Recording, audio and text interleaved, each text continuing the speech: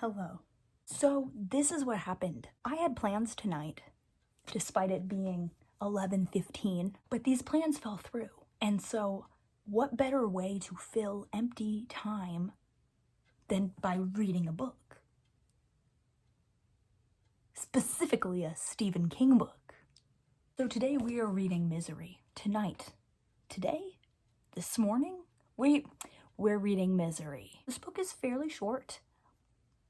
I say that and it's 300 pages, but it's fine. It's fairly short, okay? And if my calculations are correct, it should take me a little under 6 hours to read it if I was to read it all the way through. Now, I'm still debating whether or not I really want to be up at 5:30 a.m., especially considering I have to be at work at noon tomorrow. So we'll see about that, but tonight is just dedicated to misery. Just straight up misery.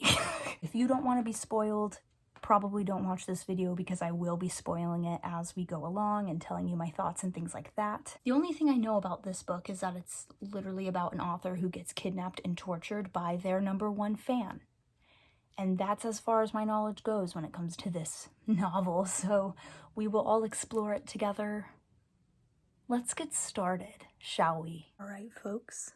I am on page 28. And I have gathered enough information to talk about what this book is seemingly about. So, our main character is Paul, and he is an author. He has written 9 books, and he gets in this terrible car crash when he is drunk driving, and it begins to snow on the road, and his car actually flips over, and it shatters his legs. It just so happens that his biggest fan, Annie, is driving down that same road a little while later and finds him in the car with his shattered legs. And so she takes him and drives to this house in the literal middle of nowhere. And it is in this house that this entire story takes place, I would assume, because he is bedridden and basically depends on Annie for every single little thing. Well, Annie begins to torment him. I haven't gotten to anything crazy since I'm only on page 28, but like she'll purposefully not give him medication, which she has a lot of, by the way, super suspicious. But she'll purposefully not give him medication for long periods of time to keep him in a lot of pain, and she'll just make him drink mop water, like some weird stuff like that. This book is already painful to read, so I don't know how to feel about the rest, but we'll find out. All right, so I've officially been reading for 2 hours now, and I am on page 99. So this woman is like psychotic, okay?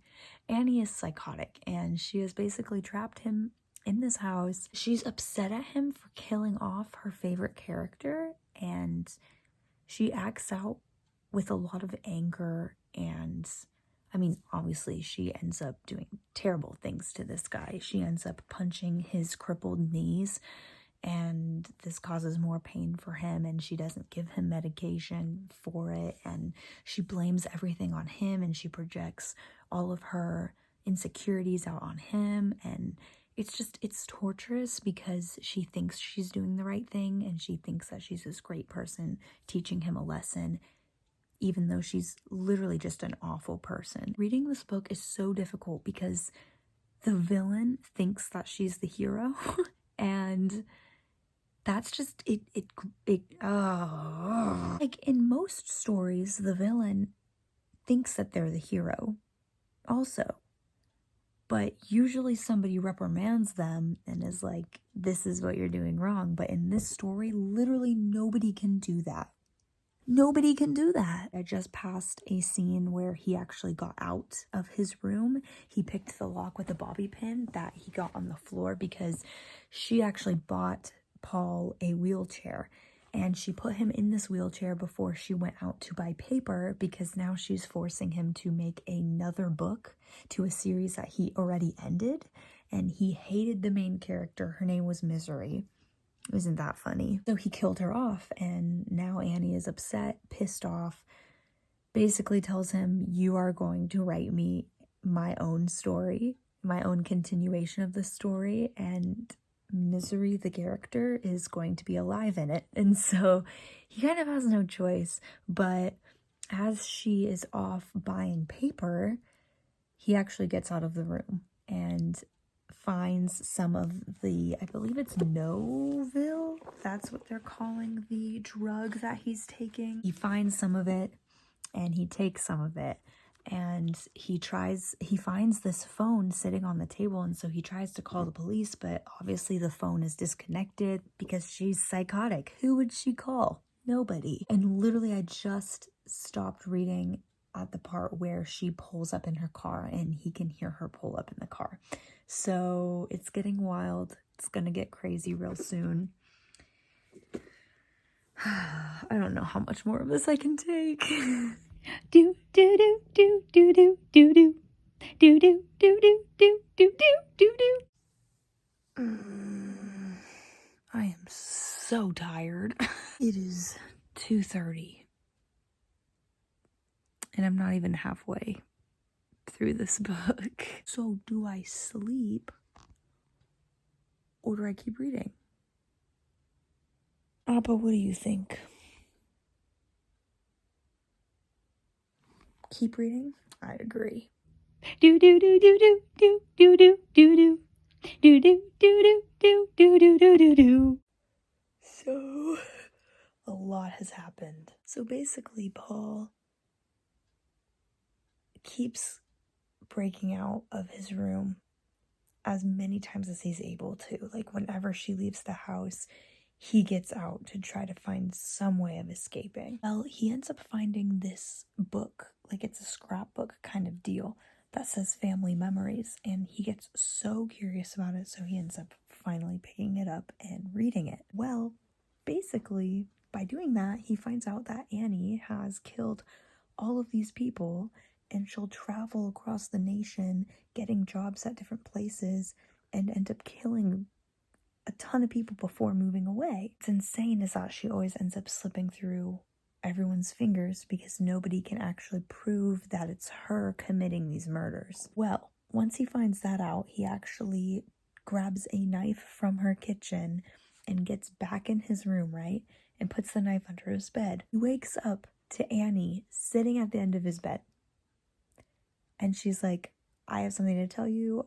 Basically, I've known this entire time that you've been breaking out, so I just want you to tell me the truth. How many times have you broken out of the room? He's like, I swear only 3 times, and it's always been for innocent reasons, like I needed food, water, I wanted more medication, like whatever. She found the knife. And so basically she takes this axe, okay, ends up cutting his foot off.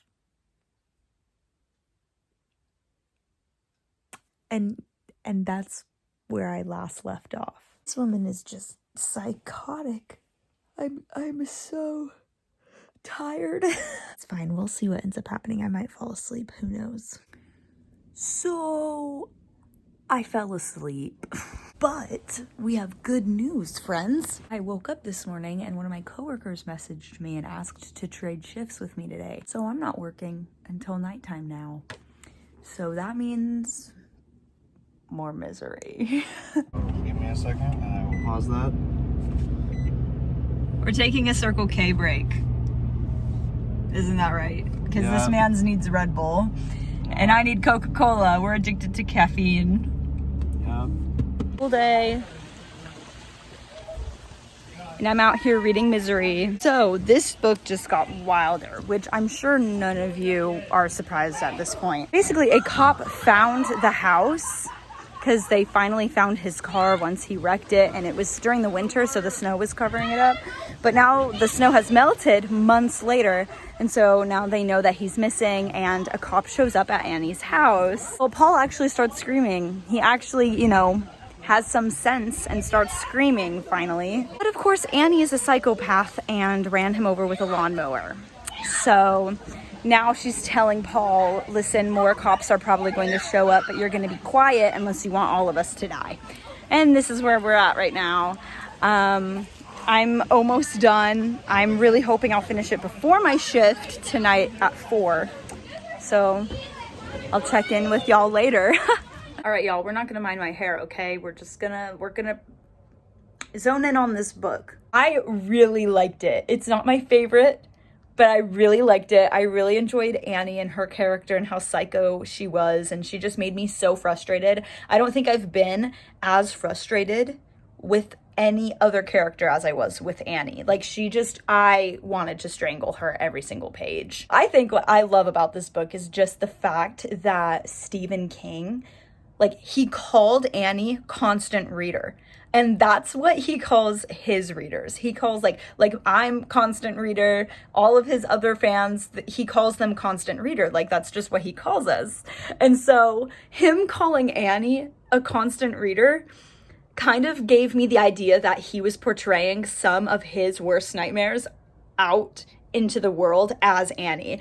And like, that was so cool to me, just because I bet he has gotten so many emails, like upset fans, like pissed off fans, wanting him to create series and use the same characters or whatever. Like, I could see how all of those things could be real frustrations for him in real life. Just everything about this book, like, it was so psychotic. I definitely could see why some people were really frustrated with this book. Like, my best friend who read this and gave it to me, like, she hated this book. And I can see why, but I also can tell, like, if this is the first book you read by Stephen King, like, you're gonna get messed up. Like, you're gonna get turned off from Stephen King's books. Like, if this was the first book I read, I don't know if I would continue to read Stephen King's books. Like, I probably would have been like, no, that's enough for me. But then again, that's coming from somebody who read Pet Sematary first, and I hated it, and I continued to read his books. So I don't know if I can really actually say that. But anyways, read Misery if you want to. If you don't want to, probably stray away. This book is very painful to read, even for somebody who actually enjoyed the book. Like, this was painful to read. So yeah, this was an adventure. I'm very glad I finished it. Like, that was so crazy. I'm gonna end up watching the movie with my mom, probably in the next week or so. Anyways, thank you all so much for watching. I love you all. Please be safe, make good choices, and I'll definitely see you next time. Bye.